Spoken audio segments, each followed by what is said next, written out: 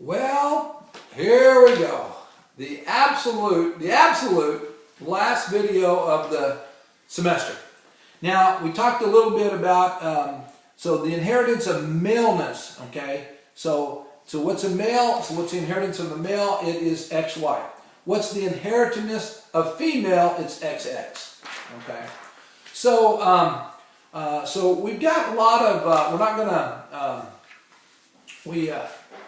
we offer a lot of psychology classes. So once you get done with these, we have Psychology 101 and we have Abnormal 202, and we're offering a brand new class, Psychology 104, Growth and Lifespan, and that's a fascinating class. If it fits in your degree plan or can count as an elective, you really want to consider the growth and lifespan. But in growth and lifespan, we take a little bit of this genetics, and it's really, we don't, I mean, I don't want to go one direction or the other, but we take this situation and we talk a little bit about some of the new trends that we have in cross-gender and a little bit, and it's just, and we don't even look at it with an opinion, we just look about, you know, it's fascinating in psychology of why, you know, of why some people feel like they're more female, more male, and it's just really interesting. Well, we find that there's actually some genetic things involved there, and I think it helped me to kind of look at these, and we talk about this. We actually have something else in terms of this. Okay, let me talk to you about this one. Now watch this. Okay, all right. So this is an interesting genetic deal. We're fixing to talk about Down syndrome here a little bit, but we have a weird deal here. In meiosis, if we're not haploid, we have some type of genetic malfunction here, okay, where the female is XX, okay, and then when we have the male, if we find that there's 3 genes, XXY, an extra X chromosome, it's really interesting because you would think that this would create some female characteristics in this male, but instead it makes the male especially aggressive.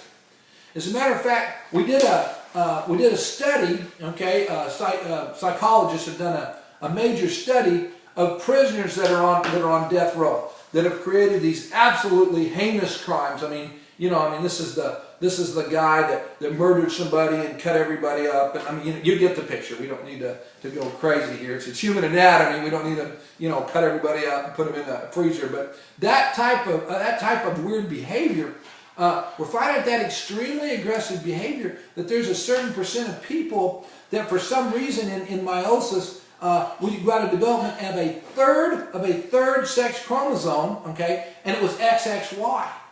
And we found out that and it's a very rare deal, and the percentage of the people that have that is very rare, but we found that most of those people are so aggressive and so violent that we found a large percent, okay, now this is interesting, found a large percent of the death row convicts having that extra X chromosome, XXY. So now, okay, so what are we doing with that? And I need to get back into this kind of fits the human anatomy, but it really fits the psychology 104, lifespan and development. We talk about a little bit. Fascinating class, like I say. If you get a chance to take that, I think you'd really enjoy it. But now, let's say you are the father or the mother, and now we can check these chromosomes right away.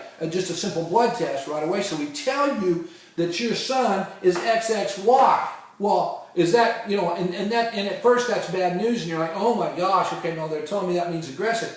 But that's good to know early, because then we have to start dealing with this. So what's happening with genetics is that we are learning enough about genetics that we can now see genetics. Does that mean that we can predict the future? No, we don't even want to do that, okay? We don't even want to play God in that category, but what we do want to do is we want to tell you, you know, the probability is you can have this. So what are we going to do? Because what is a combination of what? Genetics and environment. So what are we going to do to head this off so that it doesn't turn out bad. So what are we going to do with an XXY male? Are we going to make sure that we never have anything that they would be aggressive about? No, we actually allow aggression to occur, but we learn how to handle that aggression and how to trigger it and that kind of thing. So really fascinating. So this is a big part of what we're doing.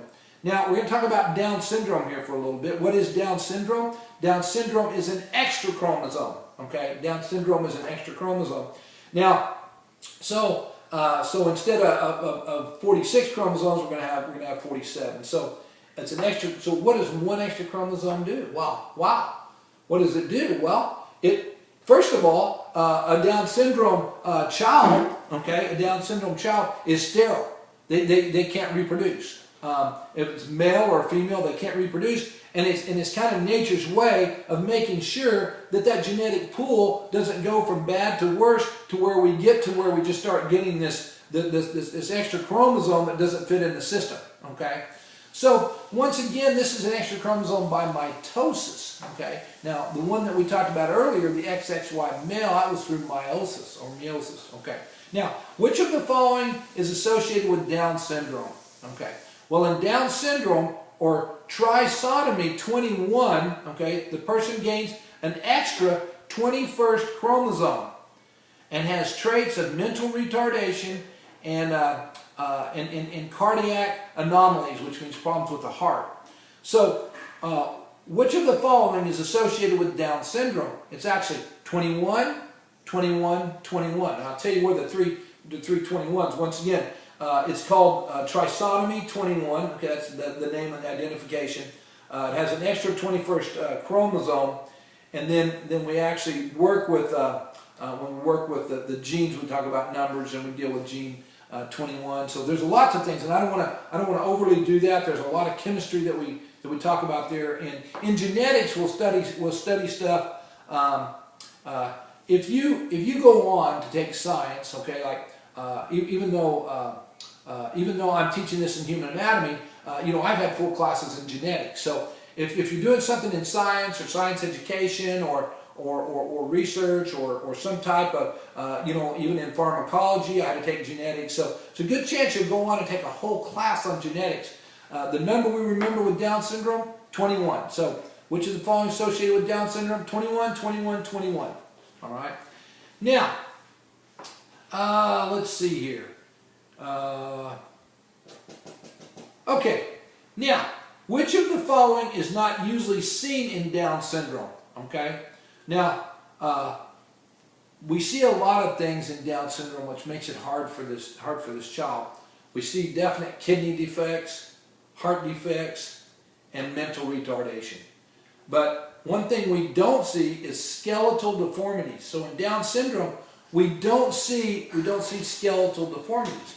That person, they're still going to have a strong a skeletal system, and so they're going to be the regular height, they're going to be the regular shape, they're going to have the broad shoulders. Okay, so the one thing we don't see in Down syndrome is any kind of problems with the skeletal system. Now, I gave you kind of a quick overview of genetics. Once again, you're going to get a ton from your notes. I told you earlier that I might tell you if we had time. I think we've got just a little bit of time left on this video. So I was going to tell you a pig story about genetics. And about what do we have left on this tape? Oh, good, we got plenty of time. Okay, so my daughter was showing these pigs. It's a good way to end the course. Okay, it's a good way to end the course. My daughter was showing pigs at the county fair, and we would go and we would get these. There's a certain pig called a York pig, and it's a real white pig. Whenever they stress, they kind of get red because you see all the capillaries. But it's a big pig, and of course she called that one York Peppermint Patty. We had to have a name for it. Well, what happened was we would get these pigs, and we would go to the breeder, and we would take our pigs back. And this guy, who was just out on the farm, not by where we lived, would breed these pigs, and we would get the pick of the litter, so we'd go get a litter. And we'd get one pig or two pigs from that litter, and then we'd go show it. Well, our pigs weren't really expensive pigs, and he wasn't like a major breeder, and the pigs were like $150. So So it was neat, and we were able to raise the animals without spending a ton of money. And those of you that ever showed animals, you'd be like, yeah, $150, pretty cheap pig. Of course, that was a few years ago too. They've probably gone up a little since then. But it wasn't unusual. It wasn't unusual for the grand champion in the school where we were at. Really, we had a lot of really strong agricultural kids and did a lot of showing. But it wouldn't be uncommon for those kids to go across the country, go to Kansas or Illinois or Indiana and buy a $1,000 pig and put it in that fair. Okay, so which was fine and made the quality of the fair really good. So here we show up with our $150 pig, and about a couple of nights before the fair, we noticed that this pig just kept growing and growing and growing, and probably I should say a couple of nights, maybe a few days before the fair, we realized that there was a weight limit on these pigs. We knew that, and this pig was about to reach that where my daughter couldn't show this pig in the fair. So we decided that what we would do is just give it barely a handful of feed and not much water. So we were to take the pig to the fair, and we were going to weigh it in that day. So the pig had very little water and very little food. So we put the pig in the trailer, we took it to the fair, and when we took it to the fair, we put it in its pen, and it had a sawdust in there. That's kind of pig bedding. And then it had a misting system above. So we put the pig in, we weighed the pig. Because it hadn't eaten or drank for a little bit, it was just the right weight. So then we went back home. Well, when we came back, the sprinkler system had developed a leak, and all the water was coming out fast into the sawdust, and our pig was so thirsty and so hungry that our pig ate a bunch of the sawdust. And just ate. And so all of a sudden, here's this pig this pig is just full of sawdust. We're like, oh my gosh, did it gain too much weight?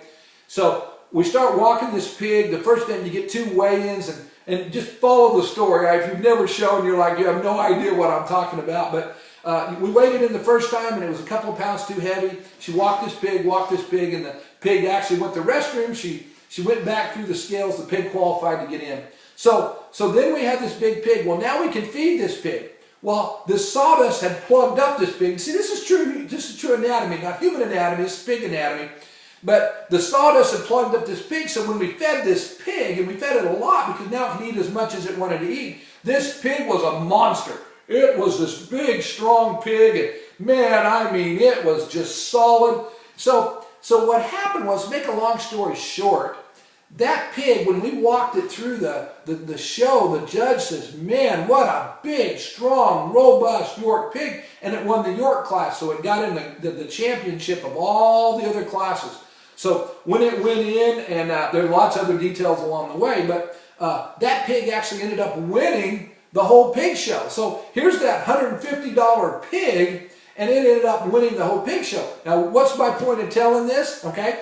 A guy came up and he wanted to buy that pig. And why did he want to buy that pig? Because he thought that pig had great genetics. No, that pig didn't have great genetics. That pig had a bunch of wood chips inside of him. Okay, that pig was more environment. So I told the guy that was wanting to buy the pig, I said, hey, no, it's not a great genetic pig. And he said, well, sure it is. Look at it. So that's kind of our deal on genetics, the cross between environment and genetics. Hey, I have loved having you in class. I've really enjoyed getting to know you guys, and it's just been a great semester. Those of you that have been with us all year through biology 211 and 212, you have done awesome, and you have learned so much human anatomy. I tell you what, I know you guys have blessed me more than I've blessed you, and I've really enjoyed having you. Look forward to seeing you in other classes. Once again, we have chemistry and psychology. Just love to have you in any of the classes that we have, and wish you luck. And keep in touch. Thanks again for a great year. Bye-bye.